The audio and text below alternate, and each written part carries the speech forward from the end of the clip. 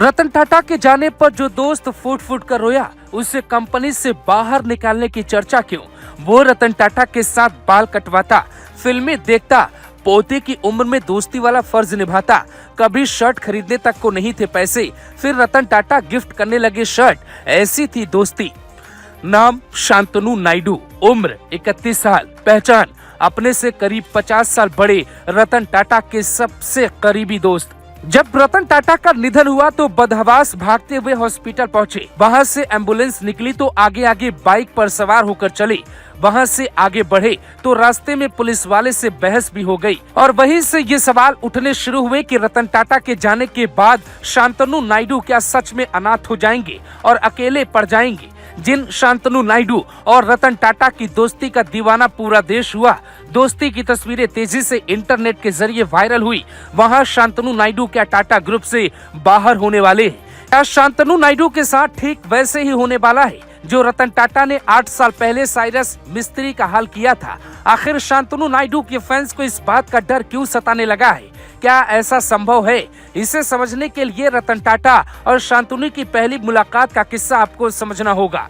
खुद शांतनु नायडू बताते हैं, मैंने स्ट्रीट डॉग के लिए एक कॉलर बनाया था ताकि उन्हें हादसों से बचाया जा सके। रतन टाटा सर इस बात से इतने प्रभावित हुए कि साल 2014 में उनसे पहली बार मिलने का मौका मिला, लेकिन मेरे पास उनसे मुलाकात के लिए कोई ठीक शर्ट नहीं थी। ब्रुक्स ब्रदर्स ब्रांड की शर्ट उन्हें पसंद थी, इसीलिए मैं वही शर्ट पहनकर मिलना चाहता था। अपनी आधी सैलरी मैंने शर्ट खरीदने में खर्च की और फिर उनसे मेरी मुलाकात होती है। ये मुलाकात इतनी अच्छी रही कि अमेरिका से मास्टर्स की डिग्री लेकर लौटे शांतनु को रतन टाटा ने अपना असिस्टेंट और दोस्त दोनों बना लिया।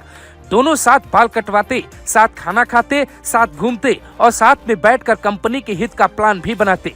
शांतनु टाटा ग्रुप के जनरल मैनेजर और ट्रस्ट के मेंबर भी बन गए। कुछ ही सालों में एक मिडिल क्लास लड़का 5 करोड़ नेटवर्थ का मालिक बन गया। लेकिन कहते हैं किस्मत जब करवट लेती है तो तूफान किधर से आएगा ये पता नहीं होता है। जब आप इस तरह से किसी के करीबी होते हैं तो आपके कई विरोधी भी खड़े हो जाते हैं और फिर वो मुश्किल हालात में मुश्किल पैदा करते हैं। ऐसी खबरें हैं कि शांतनु नायडू को बाहर करने की भी बात हो सकती है।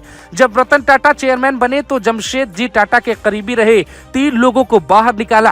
पहले थे टाटा स्टील के रूसी मोदी, दूसरे थे टाटा केमिकल्स के दरबारी सेठ और तीसरे थे इंडियन होटल्स के अजीत केलकर।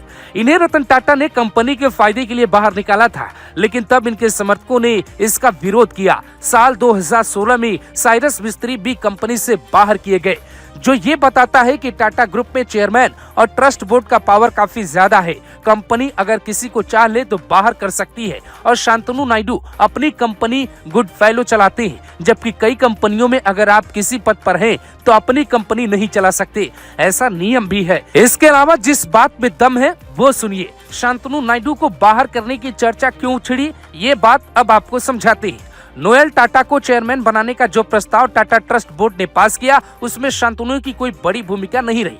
आप कहेंगे कि शांतनु अभी बच्चे हैं, जबकि रतन टाटा के करीबी होने के नाते इनसे सलाह लिया जाना चाहिए था। आप फिर भी कहेंगे बच्चे हैं, लेकिन शांतनु को कभी रतन टाटा बच्चा नहीं कहते थे, पर कहते हैं कि करीबी इंसान को खो जाने के बाद इंसान एक कोना ढूंढता है।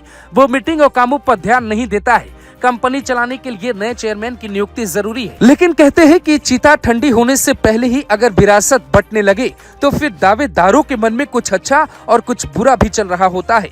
पूरा देश एक सुर में यही उम्मीद करेगा कि टाटा ग्रुप में जो पहले हुआ वो दोबारा कभी न हो। शांतनु के फैंस भी यही चाहेंगे।